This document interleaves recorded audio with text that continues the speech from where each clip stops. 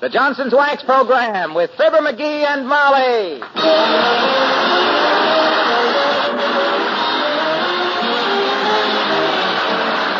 The makers of Johnson's Wax products for home and industry present Fibber McGee and Molly with Bill Thompson, Gail Gordon, Arthur Q. Bryan, and me, Harlow Wilcox. The script is by Don Quinn and Phil Leslie. Music by the Kingsmen and Billy Mills Orchestra.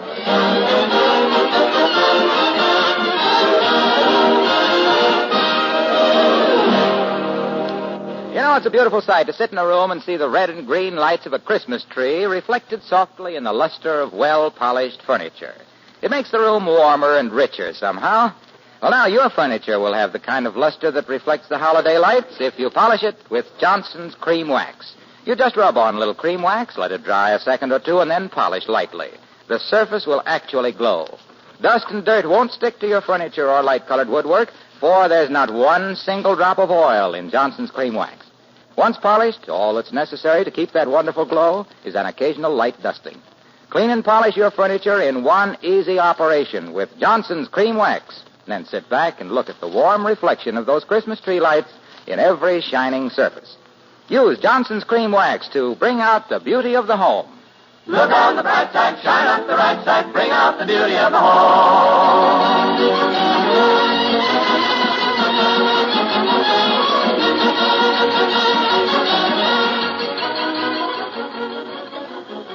One reason things always look brighter in the morning than they did the night before is that it isn't so dark in the daytime. But a little tough luck that Mr. McGee of 79 Wistful Vista had last night was not helped a bit by 8 hours sleep. Listen to himself this morning as we join Fibber McGee and Molly.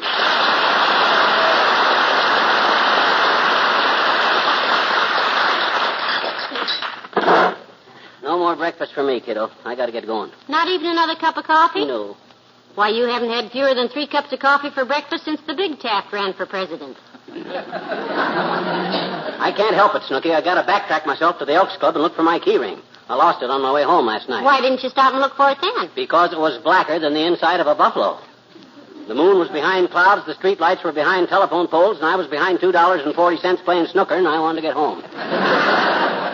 Your key ring? Why, McGee, the key to the hall closet was on your key ring, and all our Christmas presents are locked in the hall closet. I know it, but don't you worry now. I'll find them. I'll just walk back the way I came.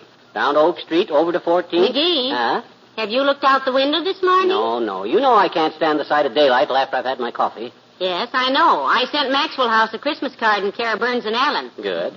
But take a peek out the window, sweetheart. I haven't got time, baby. I got to look for my key ring, so... Oh, my gosh. Snow. 3 feet of it. It just stopped snowing a little while ago. Isn't it beautiful? Beautiful? With my key ring, with the key to the hall closet, with all our Christmas presents locked in it, buried under it? Why, it's horrible. Well, I got to get going anyway. Dad, where's my overcoat? Where's my mittens? See if you can find my overshoes. What are you going to do? Your key ring is under 3 feet of snow. I'll find it if it's under 44 feet of French fried frog legs.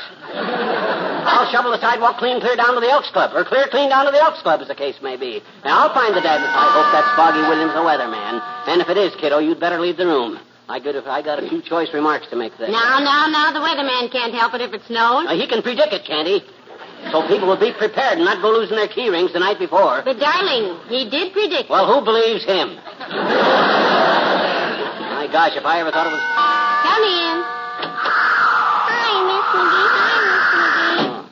Gee, isn't this wonderful? 4 feet of snow. 3 feet.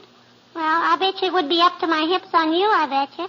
Oh, boy, can us kids ever have fun now, though, ever? Fun, Pata. Well, Teeny, it's nice to see you. Hand me my sweater, will you, Molly? Thanks. Now, where's my muffler? Gee, don't Mr. McGee like snow, Miss McGee? Don't you, Mr. McGee? Don't you? Look, sis. Snow is beautiful. In a photograph of Mount Whitney taken from 45 miles away. It's beautiful to a grizzly bear that's been hibernian for the winter in a cave somewhere. But underfoot and down your neck and up your sleeve, you can have it. Where's my overshoes?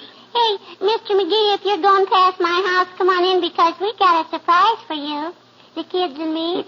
You know, Johnny and Kenny and Buddy and Ratty are practicing our Christmas carols. Yeah, look, Teeny. Hmm?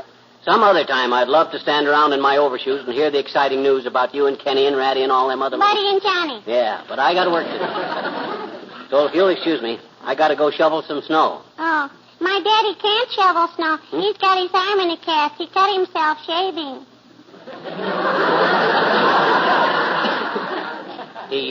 He cut himself shaving and got his arm in a cast? Sure. He said he was eating popcorn at the time and the bag fell down over his eyes. Now, wait a minute, sis. He was eating popcorn at the time and... Yeah, but he says it wouldn't happen again in a million years because he don't care how vicious a dog is. He can make friends with it, rain or shine. Well, what that got... Well, stop at my house if you can, mister. I know you'll like the surprise we got for you.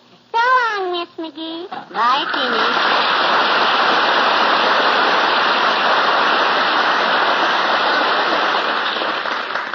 If I walk kind of lopsided, kiddo, it's because I think I just had my leg pulled. Well, here I go, Tootsie. I think you were a little rude to Teeny McGee. My goodness, snow is just what children love at Christmas time, and she was so happy at having this surprise for you. Surprise my clavicle. Hearing her and them other kids sing Christmas carols is about as much of a surprise as waking up on New Year's Day to find out it's January. Now, let me see. Have I forgot anything? Well, I don't think so. You have your overshoes, 3 sweaters, overcoat, mittens, your hat with the earmuffs. Your hat with the earmuffs. I can't hear you. Earmuffs. Wait a minute. I can't hear anything with these dad-ratted earmuffs on. What did you say? I merely said. Oh, clang, clang, clang. I never saw it to fail. The minute I get busy or want to go someplace, that dad-ratted doorbell starts ringing like there was a fire on the waterfront. Come in. Well, my goodness, Dr. Gamble with snow in his eyebrows. Come on in out of the cold, Doctor. Thank you, my dear. And what are you all bundled up for, wet wash? You look like a sail going somewhere to rummage. You hate to see me dressed up warm, eh, Greedy? Need a few pneumonia cases to pay off your Christmas bills, eh?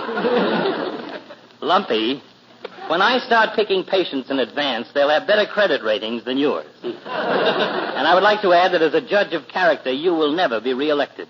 Well, to answer your question, Doctor, he's going out to look for his key ring. He lost it somewhere between here and the Elks Club last night. A splendid project. Betcha. Do all that work just to recover a dime store key ring with 6 keys, 3 of them unidentified, a bottle opener, a lucky rabbit's foot, which doesn't seem to have done him any good, and an identification tag which says, please return to Fibber McGee, 79 Wistful Vista, no reward. However, good luck with it, Lemonhead. So long, my dear.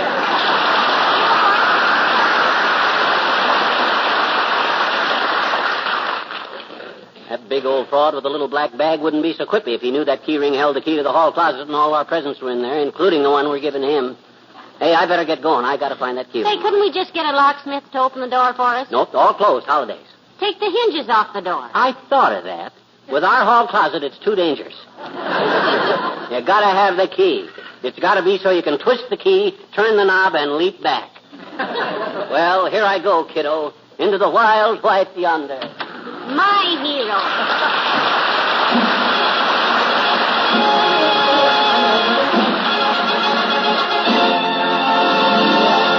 Billy Mills and the orchestra and March of the Toys.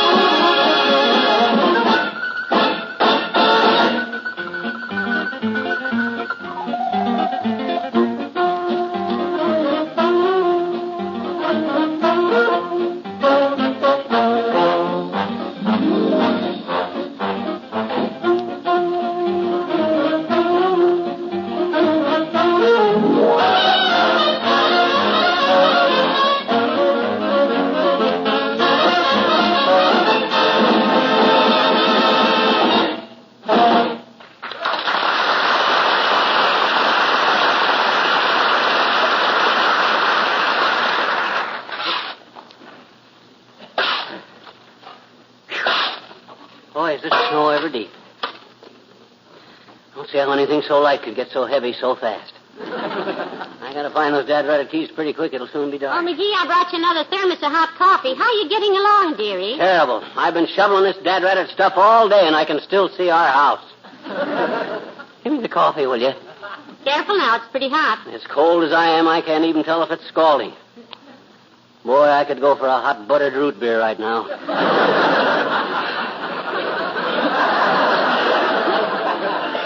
Oh, look, McGee, look who's coming, the weatherman. Yeah, walking around gloating, is he? If this is his idea of a practical... Hello, Mr. Williams. Hi, Foggy. Well, Mr. and Mrs. McGee, I'm glad to see you. Have a cigar, Mr. McGee? A cigar? Why, thanks, Foggy.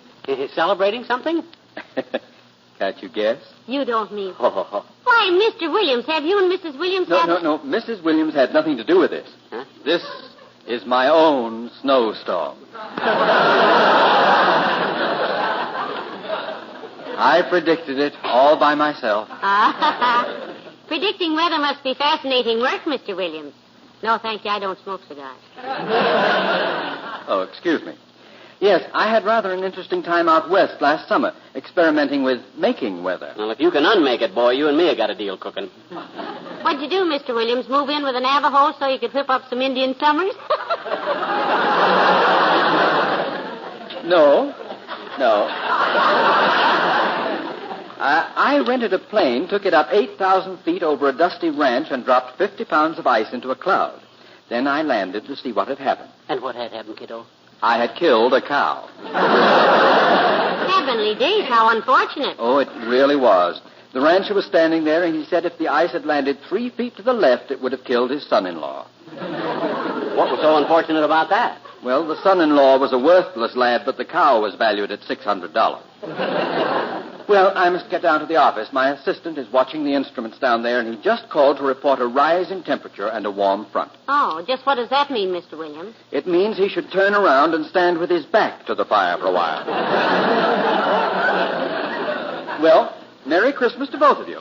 Same to you, Mr. Williams.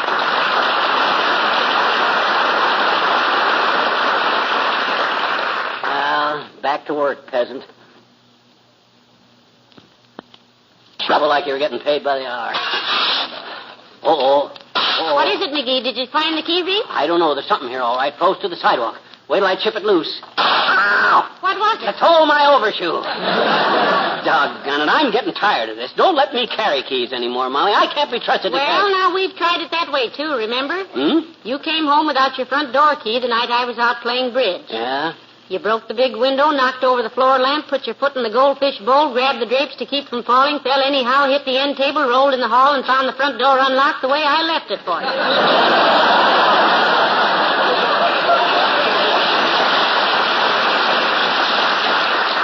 Yeah, but I was only trying Hello there, Molly. Hiya, pal. Hello, Mr. Wilcox. Pull up a snowbank and sit down. Hi, Junior. Oh, boy, what a day this is. This really feels like Christmas. I love a good... Hey, wait a minute. Aren't you a little lost, pal? Your house is down the street there. I know that, Junior. Relax. I lost my key ring last night coming home from the Alps. It snowed all over it, so I'm looking for it with a snow snuffer. Oh, I see. Yeah. Any further questions? One more question. Why didn't you clean off your own sidewalk? Yours is the only house on the block with snow in front of it. I looked on our sidewalk last night, and the keys are not there. There's no use shoveling through a lot of snow that I know my keys and ring isn't under. There's plenty between here and the Alps that I don't know where my keys are. You know, he's always very efficient, Mr. Wilcox. Well, I'd like to stay and help you, pal, but I'm busy just walking around getting that old Christmas spirit today. Gee, I love this time of year. Oh, me too, Mr. Wilcox. Everybody's sending cards and buying presents. And locking them in hall closets. Christmas trees all lighted up, wreaths in all the windows. Snow all over my keys. You know, to me, Christmas and New Year's Day are real Johnson's wax holidays.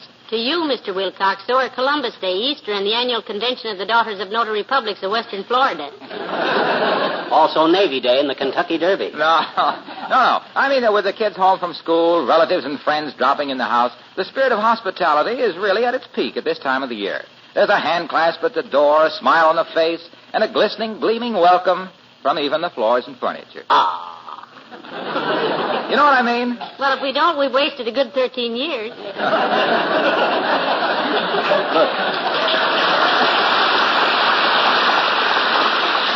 Look, Waxy. Yes, pal? Go crinkle your Chris someplace else, will you? I got work.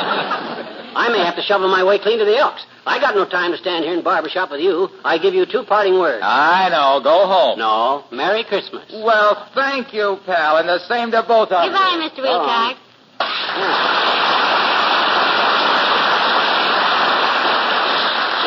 Too bad we don't have another shovel, or I could help you out a little. Well, now, you can just use this one a while, Tootsie. It's a nice light shovel. I know you wouldn't want the neighbors to see your wife doing manual labor like that right out on the street, of course. And what business is it of theirs, I'd like to know. If my wife wants to help me out when she sees I'm breaking my back trying to give us a nice good... Oh. Here comes that kid down the street again. Oh, Teeny. Yeah, I better get busy. She'll start giving me that pitch about Kenny and Ratty and Buddy and... Hi, mister. Hi, Miss McGee. Hi, I'm very busy right now, Teeny. Hello, Teeny. You having fun? Sure.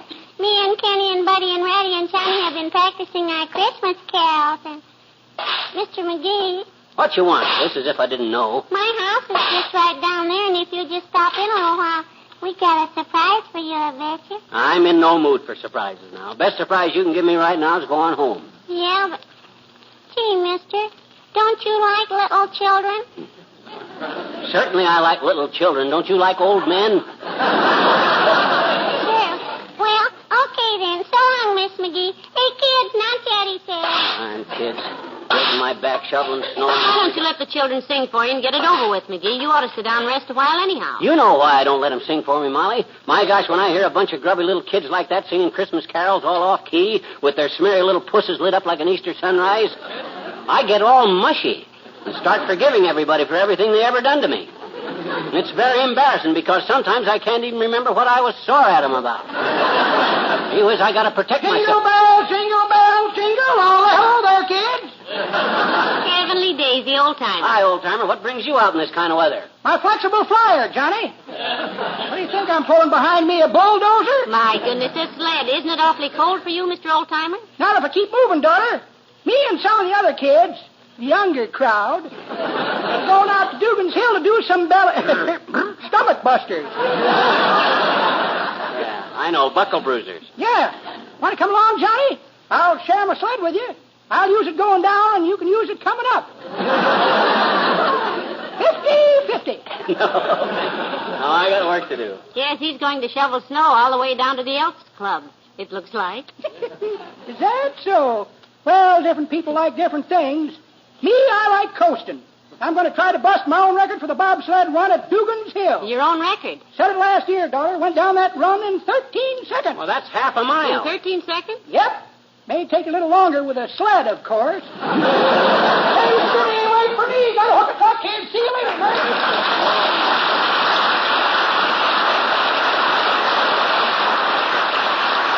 Come on, dearie, let's go home. You're worn out and it's too dark to see anymore anyhow. I guess so. What a break. All our Christmas presents locked in the hall closet and no key. How do I get into these messes anyhow? Well, I don't know, but you do it so easily, dearie. Come on, let's go home. Okay, I'm wore out. I'm beat like the seat of a jockey's pants. I'm as bushed as the left-hand Smith brother. No, dearie. I'm sorry. Here, now, let me carry Mr. Williams' snow shovel a while. Throw it in the snowdrift. My gosh, what kind of a cheap snow scoop is that anyhow? Can't even find a ring of keys with a cheap thing. Well, who's that crossing the street?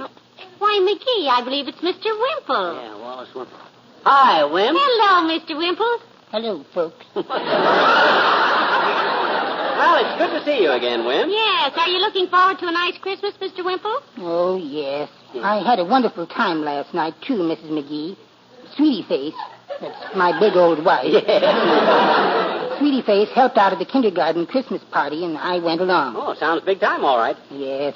She got all dressed up as Santa Claus and came down the big brick chimney for the kitty. Oh, Isn't that nice? down there. Yes. Somebody lit the most beautiful fire in the fireplace. Just as she was halfway down. Oh, did she get hot about that? Built a fire while she was in the chimney. Gee, what happened, Wimp? Oh, the kiddies loved it. They did? They'd never seen a Santa Claus with a pack of toys come through the side of a chimney before. Bricks all over the place. Well, I'll leave you here. You're home. Merry Christmas. Merry Christmas, Thank you. Mr. Wimple. One nice thing about seeing Wimp, with all the grief that poor guy has, I forget my own troubles. What was I worrying about? Oh, yeah, my key ring and all the keys. Hi, Miss McGee. Hi, Mr. McGee. Oh, what are you kids doing on our front porch? Don't you know you'll catch cold out here? Now, McGee, don't be cross with the children. It's almost Christmas Eve. Well, gee whiz, can't they take a hint? They'll have to come in the house now. Can't have them catch cold out here. See, kids, see, I told you he would. Come on in, children. Close the door. Yeah, close the door. Come on in, children. Close the door. You wouldn't come to my house, Mr. McGee, so I brought Kenny and Buddy and Johnny and Ratty over here with the surprise. Yeah, sure, surprise. Okay, get it over with. Sing it. Well, Kenny and Ratty and Buddy and Johnny and I were practicing our Christmas carols last night, and right in front of our house we found these keys. Okay. Sing it in any old key, I don't... Keys? Sure. It says Fibber McGee and no reward on them, and you're the only Fibber. Oh, my keys. And after me shoveling snow all day long to... Oh, Teeny, why didn't you tell me you found my keys? You didn't give me a chance, mister. All day long I tried to tell you. Oh, I see what you mean. Well, I'm sorry I was such a melonhead about it, sis, but you know me. I'm apt to be a little grouchier than usual around Christmas time. Gee, why, Mr. McGee? Most people are a lot more cheerfuler, I betcha. Yeah, but I... Well, I can explain that, Teeny. You see, he's very sentimental. He's got to act a little tough or he goes all to pieces. Now, you take a Christmas carol, for instance. Can you take a Christmas carol, dearie? Huh? Oh, I love them. But I don't want people to know it. They might take advantage of me. Go ahead, sis. Sing me a carol. But don't anybody ask me to sign my life insurance over to him right afterwards, because I'll do it. Oh. Okay. Come on, Ratty and Kenny and Johnny and Buddy. A 1 and a 2 and a 3.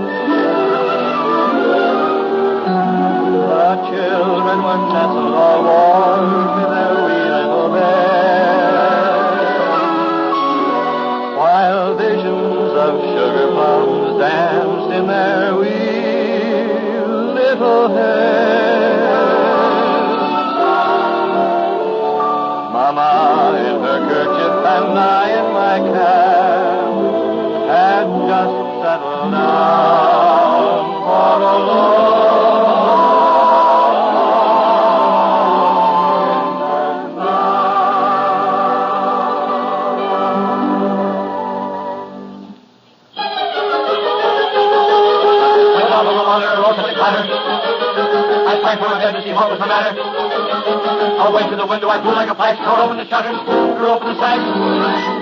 Then, what to my wondering, I should appear but a miniature slave, and a tiny reindeer. With a little old driver so lively and quick that I knew right away that it must be St. Nick. All bundled in fur from his head to his foot, old Santa was covered with ashes and soot. I drew in my head and was turning around when down the chimney he came with a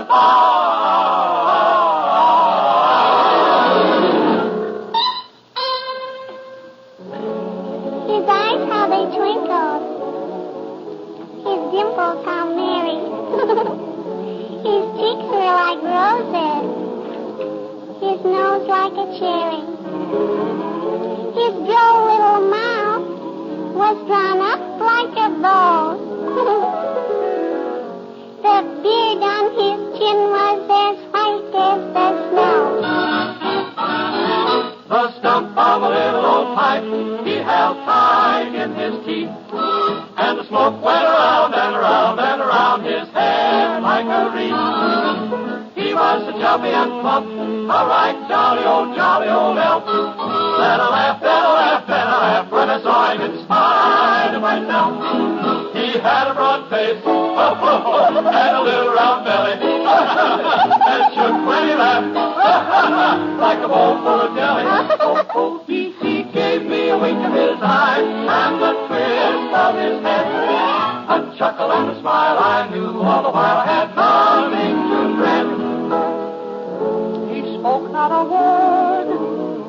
man went straight to his work and filled all the stockings.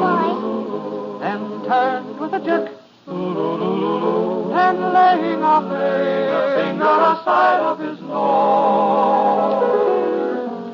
and giving a nod up the chimney he rode.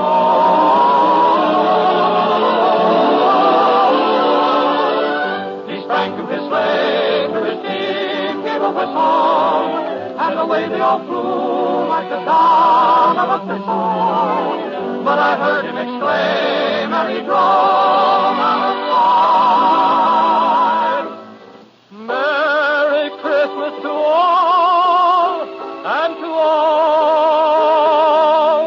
good and all